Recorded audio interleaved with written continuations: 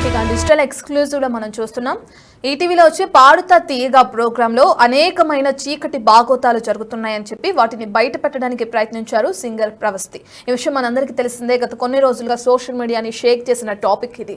అయితే దీనికి సంబంధించి ఒక్కొక్కరు బయటకు వచ్చి ఏదైతే ప్రవస్తి చేసిన వ్యాఖ్యలు ఉన్నాయో అవన్నీ కూడా కరెక్ట్ కాదని చెప్పడం, తను ఎలిమినేట్ అయింది కాబట్టే ఆ ఫ్రస్ట్రేషన్ ని తట్టుకోలేక ఈ విధంగా మాట్లాడుతుంది అని చెప్పడం మనందరం చూసాం. దీనికి సంబంధించి సునీత రియాక్ట్ అవ్వడం, దాని తర్వాత ఒక్కరొక్కరు సింగర్స్ కూడా రియాక్ట్ అయ్యి అటువంటివి జరగవని చెప్పడం, ఆ షో ఆర్గనైజేషన్ కి సంబంధించి కూడా కొంతమంది వ్యక్తులు బయటకు వచ్చి మాట్లాడడం కూడా మనం చూసాం. అయితే ఇప్పుడు సింగర్ ప్రవస్తి ఏదైతే మాట్లాడిన ఆ మాటలకి సంబంధించి కానీ, తను ఏదైతే ఇష్యూ ఒకటి తెరపైకి తీసుకొచ్చిందో ఆ ఇష్యూకి సంబంధించి కానీ గీతా మాధురి కూడా రియాక్షన్ ఇవ్వటం జరిగింది. గీతా మాధురి ఏ విధంగా రియాక్ట్ అయ్యారో కూడా మనం చూద్దాం. అయితే వీడియోను పోస్ట్ చేసింది గీతా మాధురి ఈ ఇష్యూకి సంబంధించి.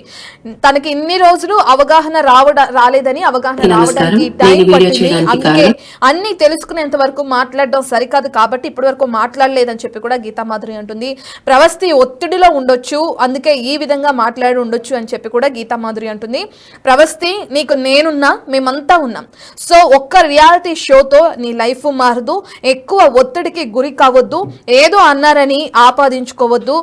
పాడుతా తీయగా టీం ని టార్గెట్ చేసి కావాలని చెడు చేసే వాళ్ళంతా క్రూరులు కాదు అని చెప్పి కూడా సింగర్ ప్రవస్తిని ఉద్దేశించి అటు సింగర్ గీతా మాధురి మాట్లాడడం కూడా మనం చూస్తున్నాం. కీరవాణి, సునీత, చంద్రబోస్ ఒకరు ఓటమిని చూసి ఎంజాయ్ చేసే రకం కాదు. వాళ్ళతో నేను చాలా ఏళ్ల నుంచి పనిచేస్తున్నాను, వాళ్ళు ఎలాంటి వాళ్ళో నాకు తెలుసు. నీ ఓటమిని చూసి వాళ్ళు ఎంజాయ్ చేసే రకం కాదు. సో నువ్వేదో ఫ్రస్ట్రేషన్లో ఉన్నావో, లేదంటే ఒక ఇదిలో ఒత్తిడికి గురయ్యి ఈ మాటలు మాట్లాడి ఉండొచ్చు. సో దీనివల్ల, ఈ ఒత్తిడికి గురవటం వల్ల నీ కెరీర్ని ఆపేయొద్దు, నీ కెరీర్ ఎక్కడితో ఆగిపోకూడదు అని చెప్పి కూడా సింగర్ గీతా మాధురి మాట్లాడడం కూడా చూస్తున్నాం. ఒకసారి అసలు గీతా మాధురి ఏం మాట్లాడింది ప్రవస్తి వ్యాఖ్యలకి సంబంధించి అనేది ఒకసారి చూద్దాం. నేను వీడియో చేయడానికి కారణం సింగర్ ప్రవస్తి రీసెంట్ గా పెట్టిన వీడియో, ఆ తర్వాత దాని గురించి సోషల్ మీడియాలో ఉన్న చాలా వీడియోస్ గురించి. ఎందుకు రెస్పాండ్ అవ్వలేదు, మీరెవరికి మద్దతు పలుకుతున్నారు, ఆర్ మీరెవరికి సపోర్ట్ చేస్తున్నారు, మీ ఒపీనియన్ ఏంటి, ఎందుకు ఇంత రెస్పాండ్ అవ్వట్లేదు అని కూడా కొంతమంది అడగడం జరిగింది. కొన్ని విషయాలు రెస్పాండ్ అయితే రప్చర్ అవుతాయి, కొన్ని విషయాలు రెస్పాండ్ అవ్వకపోతే రప్చర్ అవుతాయి. సో రెస్పాండ్ అయ్యే ముందు ఒక 10 సార్లైనా ఆలోచించి రెస్పాండ్ అవ్వాలి అనుకున్నాను. అండ్ ఈ విషయం గురించి తెలియడానికి కూడా నాకు పూర్తి అవగాహన రావడానికి చాలా టైం పట్టింది. Because I was travelling, continuous గా 3 days ట్రావెల్ చేస్తున్నాను, నాకు సరిగ్గా సిగ్నల్స్ లేవు. సో నేను పూర్తిగా తెలియకుండా ఎలాగా నాకే ఒక ఒపీనియన్ ఫామ్ చేసుకోవడానికి చాలా టైం పట్టింది. So first before I start, I just want to empathise with Pravasthi. తను ఇన్ని రోజులు ఒక కాంపిటీషన్ లో, నాట్ జస్ట్ దిస్, ఇంతకు ముందు ఎన్నో కాంపిటీషన్స్ లో పాడింది. She must be going through a lot of mental pressure. So తను ఒక మెంటల్ ప్రెషర్ లో ఉండుండొచ్చు, ఒక స్ట్రెస్ లో ఉండుండొచ్చు, తనకు కొన్ని ఫీలింగ్స్ ఉండుండొచ్చు. But I want to tell you, we are all there for you whenever you feel low. ప్రేమగా, మమకారంగా, అక్క మాకు ఇలా ఉంది, వీఆర్ ఫీలింగ్ లో అని చెప్పు. We are all there to support you mentally. నేనే కాదు, నువ్వు ఎవరినైనా అడుగు, మన ఇండస్ట్రీలో అందరూ కూడా వచ్చి నీకు మెంటల్ గా మంచి ఎమోషనల్ సపోర్ట్ తప్పకుండా ఇస్తారు అని నేను నమ్ముతున్నాను. అండ్ ప్లీజ్ డోంట్ ఫీల్ లో at any cost. Reality shows, ఇన్ని రియాలిటీ షోస్ పాడావు కాబట్టి ఒక్క రియాలిటీ షోతో లైఫ్ ఏమీ మారదు, అంత స్ట్రెస్ తీసుకోవద్దు. అండ్ బికాజ్ ఐ నో అన్ని రోజులు ఒక రియాలిటీ షోలో పార్టిసిపేట్ చేసినప్పుడు చాలా ప్రెషర్ గోత్రూ అయి ఉంటావు. సో సడన్ గా ఎన్నో విషయాలకి మైండ్ చాలా ఎఫెక్ట్ అవుతుంది. But my suggestion is please don't take anything to heart. There are a lot more important things than this. మనం ఉన్న ఈ సిచ్యుయేషన్ లో కొన్ని ర్యాండమ్ గా మాట్లాడినవి కూడా మనకి ఆపాదించేసుకుంటాం ఒక్కొక్కసారి. బట్ అలా ఆపాదించుకోకు. We are all there to support you emotionally. And ఇకపోతే నేను మామూలుగా ఇలాంటి ఒక షోస్ నుంచి వచ్చాను కాబట్టి, ఇలాంటి షోస్ కండక్ట్ చేసే వాళ్ళ పర్స్పెక్టివ్ లో చూస్తే, ఈ అమ్మాయి ఏ పాట పాడితే బాగుంటుంది అనుకుని రకరకాల డిస్కషన్ సాంగ్ సెలెక్షన్ లో చేయడంలో తప్పులేదు. ఎన్నో డిస్కషన్స్ అవుతూ ఉంటాయి. ఒక్కొక్కసారి వాళ్ళు సర్లే అని వదిలేసి కన్విన్స్ అయిపోయి వేరే వీళ్ళకి నచ్చిన పాటలు పాడనిస్తారు. ఒక్కోసారి వీళ్ళు కన్విన్స్ అయ్యి వాళ్ళకి అవతల వాళ్ళకి నచ్చిన పాటలు పాడే అవకాశాలు ఉంటాయి. సో దీన్ని all these are a part and parcel of stepping stones to success అని అనుకోవాలి. Because not just a reality show, in reality also ఒక సాంగ్ పాడితేనే నెక్స్ట్ డే ఉంటుందో లేదో తెలియదు. ఉద్యోగంలో కూడా నెక్స్ట్ డే ఎలా ఉంటుందో మనకు తెలియదు. సో చాలా హార్డ్షిప్స్ ఫేస్ చేయాల్సి ఉంటుంది. వాటిని ఏ విషయానికి ఎంత సీరియస్నెస్ మనకి ఇవ్వాలి అనేది మనం ఆలోచించుకోవాలి. లెట్స్ నాట్ అంతంత అంటే అదంతా పెద్ద దాన్ని వేలెత్తి చూపేంత నాకు అంటే అనిపించట్లేదు అప్పుడే. And I've known ETV and I've known పాడతీగా team for very long time. ఒకళ్ళకి బ్యాడ్ జరగాలి అని అయితే వాళ్ళు ఏమి చేసేంత క్రూరులైతే కాదు. మేబీ ఒకళ్ళకి మంచి జరగాలి, వీళ్ళకి ఈ పాట సూట్ అవుతుంది, వీళ్ళకి ఈ పాట చాలా బాగా పాడుతుంది, ఈ పాట పాడితే ఆడియన్స్ కి నచ్చుతుంది అని ఆలోచించుంటారేమో, కానీ వీళ్ళకి బ్యాడ్ అవ్వాలి, వీళ్ళు ఎలిమినేట్ అయిపోవడానికి ఈ పాట ఇవ్వాలని అయితే అనుకుని ఉండారని నేను గట్టిగా నమ్ముతున్నాను with the experiences I have. And ఇకపోతే జడ్జెస్ గురించి వస్తే సునీత గారు కానీ, కీరవాణి గారు కానీ, చంద్రబోస్ గారు కానీ ఒకళ్ళ ఓటమిని ఎంజాయ్ చేసే రకం అయితే కాదు. అదైతే నేను నమ్ముతాను. ఎందుకంటే వాళ్ళందరూ కూడా ఎన్నో ఒడిదుడుకులు ఎదుర్కొని ఈ స్టేజ్కి వచ్చారు.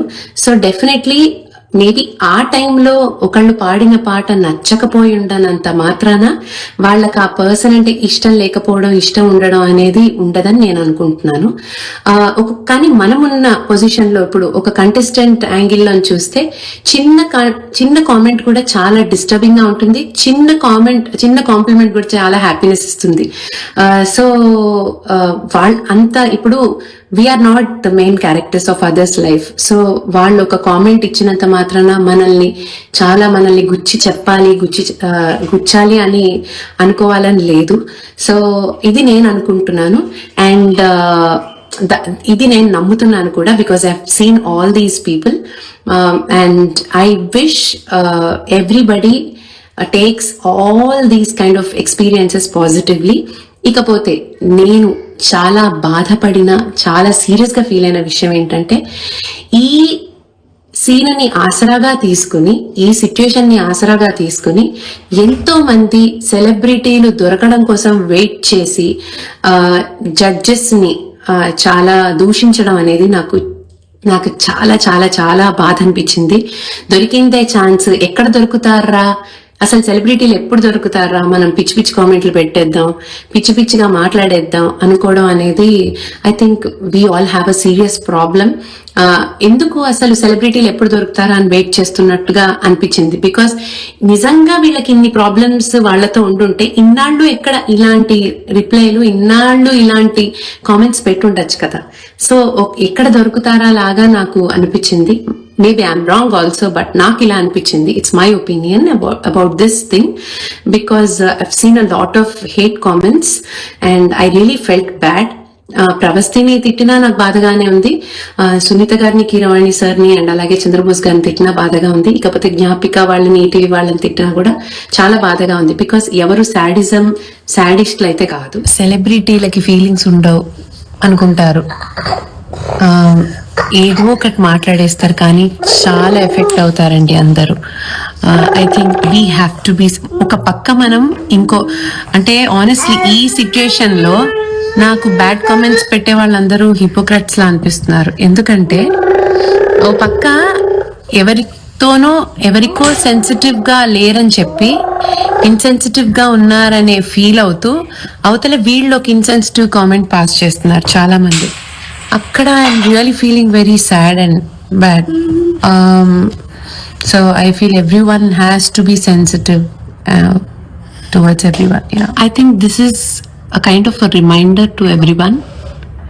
మనం కొన్ని ర్యాండమ్ గా మాట్లాడచ్చు, బట్ అవతల వాళ్ళు దే కుడ్ బి థింకింగ్ మనం ఏదో పోక్ చేస్తున్నాం అనుకుంటూ ఉండొచ్చు. కొన్ని మనం జనరలైజ్ చేసి మాట్లాడచ్చు, బట్ అవతల వాళ్ళని అంటున్నాం అనుకోవచ్చు. కొన్నిసార్లు మనం ఫీల్ అవ్వచ్చు, అవతల వాళ్ళు మనం ఓవర్ రియాక్ట్ అవుతున్నాం అనుకోవచ్చు. So before we come to a conclusion it's always better to communicate అన్నది నేను నమ్ముతున్నాను అండ్ యూజువల్లీ నమ్ముతాను. And everybody will have a story. ఇప్పుడు విన్ అయిన వాళ్ళ నుంచి, సెలెక్షన్స్లో ఓడిపోయిన వాళ్ళ నుంచి ప్రతి వాళ్ళకి ఒక్కొక్క స్టోరీ ఉంటుంది. పలానా రోజు పలానా జరిగింది, పలానా జరగకపోయింటే నేనే వెళ్ళేవాడిని, నేనే వెళ్ళేదాన్ని, నేనే విన్ అయ్యేదాన్ని అని ఇలాగా ఏదో ఒక స్టోరీ అందరికీ, నాట్ జస్ట్ సింగింగ్ షోస్ అనే కాదు, ఇలా అందరికీ ఏదో ఒక స్టోరీ ఉంటూనే ఉంటుంది. అండ్ రియాలిటీ షోస్లో ఒకళ్ళని టార్గెట్ చేసి వాళ్ళని తీసేయాలి అనే ఉంటే అసలు వాళ్ళని ఫస్ట్ ఆఫ్ ఆల్ షోలోకి తీసుకోకుండా బిగ్గర్ సెలెక్షన్స్లోనే స్క్రూటినీ చేసేసి తీసేయచ్చు. కానీ స్క్రూటినీ అప్పుడే తీసేయచ్చు. కానీ రియాలిటీ షోస్ అనేవి ఏంటంటే టీఆర్పీస్, సాంగ్స్, ఆ కంటెస్టెంట్ ఏ సాంగ్ పాడితే ఆడియన్స్ ఎంటర్టైన్ అవుతారు, ఇవన్నీ కూడా ఆలోచించే ప్రాసెస్లో ఒక్కొక్కసారి కొంతమంది హర్ట్ అవ్వచ్చు, ఒక్కొక్కసారి కొంతమందికి చాలా ప్లస్ అవ్వచ్చు, కొంతమందికి మైనస్ అవ్వచ్చు. This is all part and parcel of the journey we go through in our life at our respective